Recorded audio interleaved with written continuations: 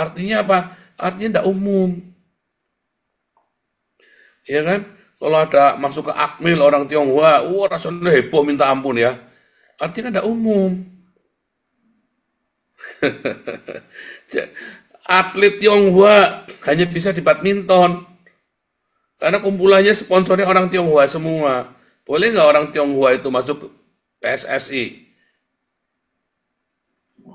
Nggak bisa, makanya kalian PSSI nggak bakal menang. Ketokan titik saya. Kalau sampai PSSI itu bisa sampai ke Piala Dunia, titik saya tak potong 7 kali, saudara. Kalau PSSI bisa Piala Dunia itu ya, kecuali pegang sama Tionghoa. Tak jamin dipegang Tionghoa dalam 2 tahun Piala Dunia itu PSSI. Ketokan titik saya lagi, saudara. Ya, PSSI kasihkan sejaram Kudus itu atau dipegang sama Gudang Garam untuk PSSI. Tak jamin tembus Piala Dunia. Mau kalah enggak apa-apa, yang penting pasti tembus final. Ya, pasti tembus. Ya, final, semifinal ya, yang perempat itu ya. Pasti tembus, saudara.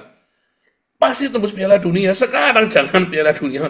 Aduh, masuk Piala Asia aja kobol-kobol terus, saudara. Ya kan, bisa 4-0 kan, goblok ini orang ini ya. Tapi kalau dipegang sama orang Tionghoa, atletnya tuh orang Tionghoa semua, sponsornya orang Tionghoa dibolehin, tak jamin tembus Piala Dunia, saudara.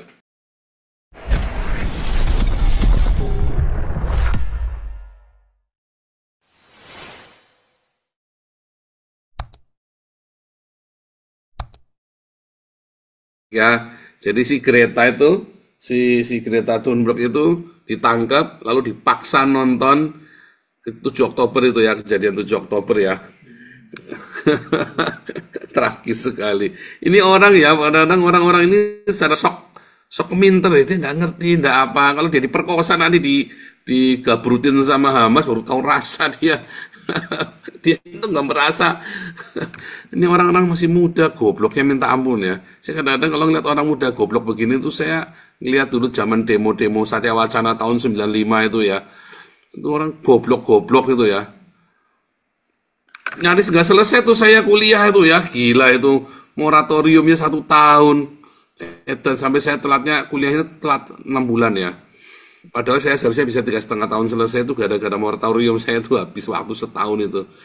2 semester itu ya demonya Satya Wacana, goblok ini ya, sampai tak omong ini. Kalau dosen-dosen itu dipecat, mereka itu sudah doktor, sudah master.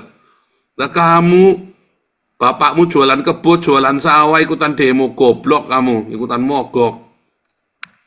Lah kalau mogok kan yang seneng dosennya, saudara. Iya kan? Kalau mogok kan seneng dosennya, nganggur.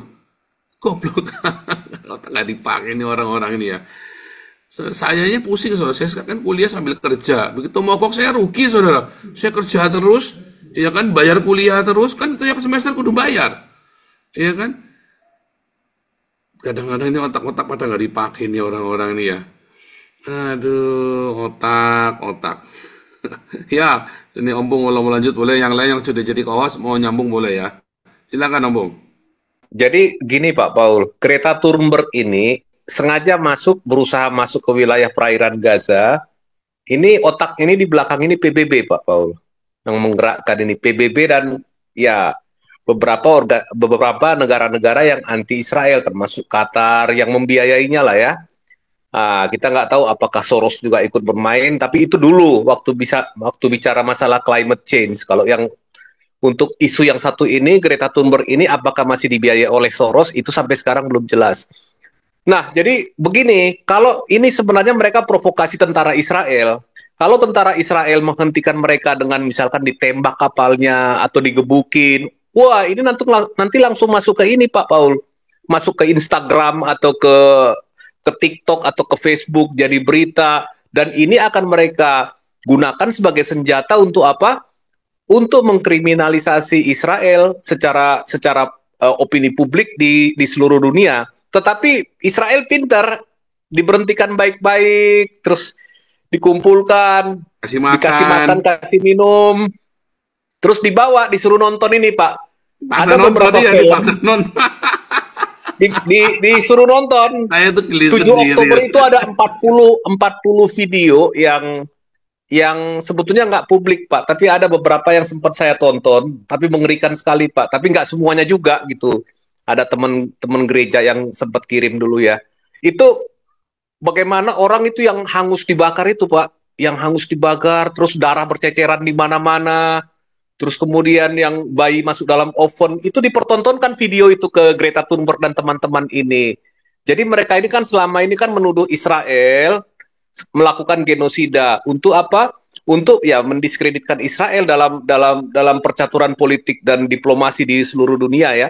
Kemudian ini dipertontonkan ke Greta Thunberg dan lain-lain ini dan teman-temannya ini. Jadi bagaimana? Nah kita lihat mungkin ya Greta Thunberg juga nggak akan ditahan lama, pasti akan dilepaskan oleh Israel.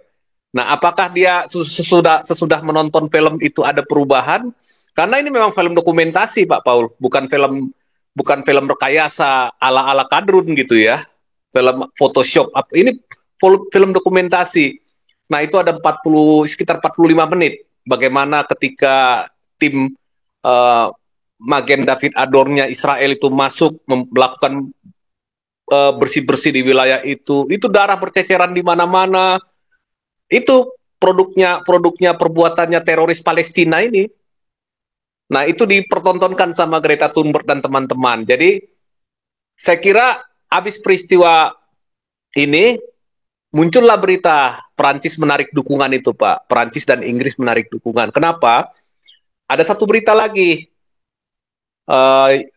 Ini mayatnya Mohamed Sinwar sudah ditemukan di bawah rumah sakit Eropa. Nah, rumah sakit Eropa ini adalah satu-satunya rumah sakit di Gaza yang masih berfungsi full ya 100%. Kenapa? Karena itu milik masyarakat Uni Eropa. Israel tidak mau melakukan serangan selama ini gitu ya, karena dibiayai oleh Uni Eropa dan melalui UNRWA tentunya gitu. Nah, jadi ada rasa sungkan di pemerintah Israel untuk melakukan serangan. Nah, ternyata pemimpin-pemimpinnya Hamas yang tokoh-tokoh terasnya yang utamanya itu bersembunyi di terowongan di bawah rumah sakit itu. Nah, sesudah diserang dengan bom, jadi dilokalisir beberapa tempat di mana mereka bisa melarikan diri dari terowongan, itu sudah tertutup karena sudah dibom jalan keluarnya.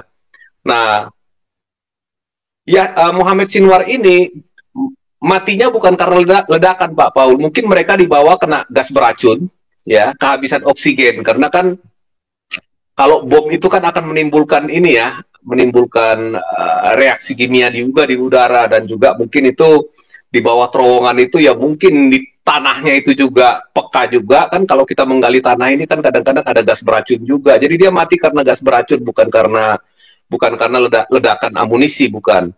Nah, jadi ternyata terowongan yang di bawah rumah sakit Eropa yang dibangun oleh uangnya orang Eropa, uangnya orang-orang Kristen Eropa, itulah tempat persembunyian teroris Hamas yang paling utama. Betapa mengerikannya coba itu dibayangkan.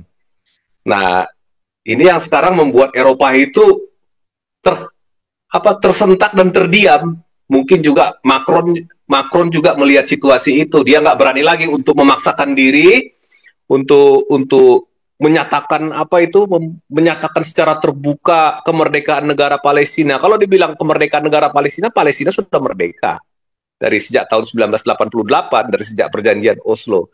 Tetapi kan Palestina tidak puas dengan kemerdekaannya. Dia kan mau merdeka tapi sambil menghancurkan dan memusnahkan Israel. Dan kemudian harus menguasai seluruh wilayah Israel, bukan hanya tepi barat ataupun Judea dan Samaria, bukan. Kalau bisa semua wilayah Israel dikuasai, from the river to the sea, itu bukan jargon kosong.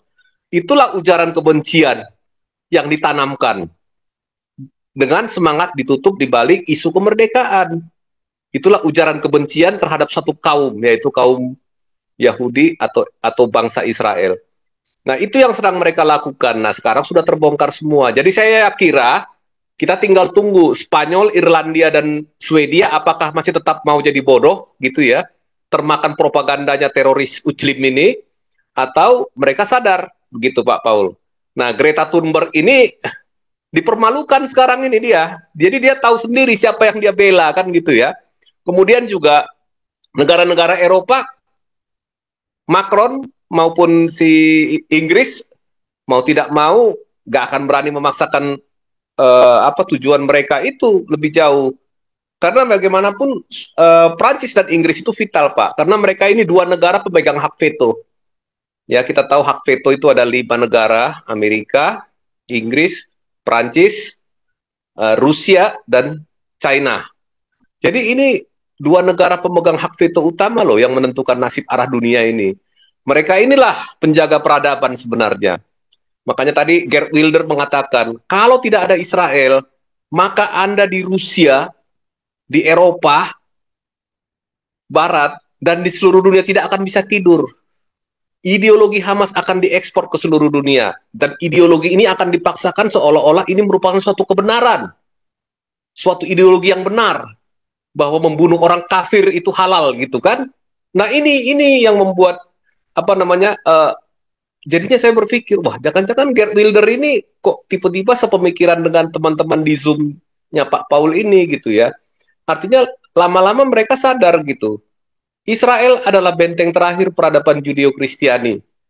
Gitu Pak Paul. Oke, silakan Pak Paul. Mungkin sudah ada yang mau menambahkan saran gitu. Terima kasih Pak Paul. Ini keren tadi ya, itu memang ya. Itu makanya saya tadi heran ya. Ini Kate Winslet ini jangan-jangan sering nonton filmnya kita ya. Ini bisa ngomong hal yang sama ya, sepikiran sama kita. Ini kan sebenarnya kan ketika si Benyamin Netanyahu ini bilang anahnu bimelek hama ini, kita ini dalam keadaan perang, dalam kondisi perang. Perangnya kan bukan sama Palestina, tapi sama Hamas. Udah terang-terangan kita ini perang melawan Hamas, bukan melawan Palestina. Apakah dunia ini terlalu buta, tuli ya untuk mengamati, mendengar, melihat ya? Saya nggak ngerti ya apa yang kamu pikirkan kalian di Indonesia. Israel tidak memerangi Palestina, lalu kamu teriak-teriak Free Palestine, seluruh dunia teriak-teriak Free Palestine. Padahal Israel terang-terangan bilang kami tidak memerangi Palestina, kami memerangi Hamas. Dan itu berkali-kali ditegaskan. Sampai dengan hari ini pun tadi malam tetap ngomongnya Hamas. Presiden Palestina saja si Mahmud Abbas tidak suka sama Hamas. Ya, dia minta supaya Hamas menyerah. Kalaupun ada korban itu bukan korban dari Israel. Itu atas instruksi Hamas untuk mengorbankan anak-anak. Ya dimakankan. Dianggap sebagai collateral damage. Katanya kan, gila ini kan. Jadi saya nggak ngerti apa yang kalian pikirkan sekarang orang-orang ini ya. Begitu butanya, itu ya tadi ya namanya ya. Orang iblis itu begitu cara bekerjanya kan. Dibutakan. Padahal orang Palestina sendiri, orang di Gaza sendiri tidak suka sama Hamas. Tapi itu yang dipaksakan terus menerus ya. Propaganda itu free Palestine. Orang Palestina saja yang ada di West Bank tenang-tenang. Ya, mereka nggak mau ikut-ikut. Ketika yang seharusnya kan kalau di Gaza itu perang, maunya kan di West Bank perang juga kan. Maunya kan begitu kan di Hamasnya, tapi kan nggak mau orang Palestina. Kita sudah damai, kita lagi membangun, kita punya rumah sakit besar di Ramallah. Ya punya rumah sakit bagus sekarang mereka itu ya. Ya di itu ya, mereka udah punya harusnya mereka sudah punya banyak sekali fasilitas. Kalau Anda lihat di West Bank ini sekarang pergi ke Bethlehem segala macam ya. Tempatnya udah mulai bagus dibangun ya di Bethlehem itu ya. Kemarin saya ada bikin foto sama Pak Steve itu ya. Kita bikin foto itu di daerah itu ya. Ya sama Pak Steve betul ya. Kita jalan sama Pak Steve muter-muter ya, pakai kita naik mobil kita sendiri. Kita Pak Steve main saksofon segala macam. Saya sama teman kuliah saya juga ya. Kita pergi ke ini ya, sampai pergi ke Laut Mati segala macam. Mereka sudah mulai membangun. Mereka nggak mau karena mereka tahu ada memang kemarahan, ketidaksukaan, tapi ketidaksukaan etnik. Pada kenyataannya, kalau kamu lihat mobil-mobil di Palestina, mobil bagus semua, mobil-mobil di West Bank itu. Kamu lihat kalau platnya kuning itu punya Israel, kalau platnya putih, pakai Ferrari, pakai mobil mewah saudara ya, mau plat putih. Apa kelihatan seperti terjajah itu plat putihnya saudara? Saya kadang-kadang nggak ngerti. Apakah kelihatan seperti terjajah itu? Kalau seperti terjajah itu ya, kalau Anda melihat ya, terjajah itu ya Yaman, itu terjajah itu saudara ya, kere-kere. Ya kan? Kalau kamu terjajah itu ya kamu melihat zamannya Islam menaklukkan Turki, nah itu penjajahan. Islam menaklukkan Syria, Islam menaklukkan Yaman itu penjajahan. Tapi kalau kamu melihat hari ini di Palestina, di West Bank itu orang pakai mobil mewah, saya kok nggak yakin itu penjajahan. Kalau saya ngeliat orang-orang Arab abul-abul itu ya pakai mobil Ferrari, pakai Porsche di Israel, apakah itu terjajah, saudara? Anda perlu bertanya ulang apakah arti penjajahan. Kalau Indonesia dijajah katanya, bagaimana bisa si Hatta itu dan teman-temannya bisa sekolah di Belanda? Saya kadang-kadang nggak ngerti cara kalian berpikir mendefinisikan kata terjajah itu ya. Pokoknya asal kamu tidak suka, kamu ngomongnya dijajah, hegemoni, dikit-dikit hegemoni, dikit-dikit terjajah, dikit-dikit omongan pecundang ya kadang-kadang ya. Omongan pecundang itu kadang-kadang saya nggak ngerti cara kalian berpikir. Dasar pecundang ya otaknya kalau kamu tidak bisa melakukan seenak diri kamu sendiri namanya terjajah. Kamu pikir orang Belanda di sini kalau mindahin pintu rumah itu nggak harus lapor, saudara. Orang Belanda itu kalau mau pindahin pintu rumah, geser pintu rumah, saya mau bikin teras di rumah saya sendiri, kudu lapor. Kenapa? Nanti kalau sampai branwir itu masuk, selangnya nggak cukup kalau pintunya dibelokin. Jadi saya harus bilang itu harus semi permanen dan bisa dijebol. Kalau misalnya terjadi sesuatu, saya harus tanda tangan tuh di situ. Apakah itu namanya penjajahan? Bukan. Itu demi kebaikan masyarakat. Ya lalu guru saya dulu, guru PSPB, guru PMP, guru sejarah, kita ini dijajah oleh Belanda, mau mindahin pintu rumah aja nggak boleh. Ya, kalau misalnya mindahin pintu rumah nggak izin kita di penjara. Ini juga sama, bukan di penjara, didenda. Kalau dulu ya mungkin di penjara, kalau sekarang didenda mahal. Kalau kamu mindahin pintu rumah, kamu nggak bilang sama negara. Ya kalau ada apa-apa sampai kejadian kebakaran di belakang rumahmu, branwir nggak bisa lewat, selangnya akan lewat rumahmu. Ya, makanya kamu nggak boleh geser pintu, karena itu sudah dapat tanya. Saya tidak ngerti definisi terjajah dalam otak orang Indonesia ini ya. Nyatanya kalian sekarang ini terjajah. Sekarang ini kamu dijajah oleh Islam jelas. Ya, mau bikin gereja nggak boleh, itu kan namanya dijajah kan. Zaman dulu apakah zaman Belanda kamu nggak boleh bikin masjid? Boleh, saudara. Apakah zaman Belanda tidak boleh bikin gereja? Boleh. Apakah zaman Belanda tidak boleh bikin pura? Boleh. Apakah itu namanya penjajahan? Apakah zamannya Belanda itu kamu tidak boleh sekolah? Boleh. Boleh. Lalu apa definisi terjajah? Iya kan? Iya kan? Apakah sekarang orang Cina mau masuk ke Akmil, Akpol, nggak bayar? Ya, jalur normal bisa? Nggak bisa. Kudu bayar. Ya.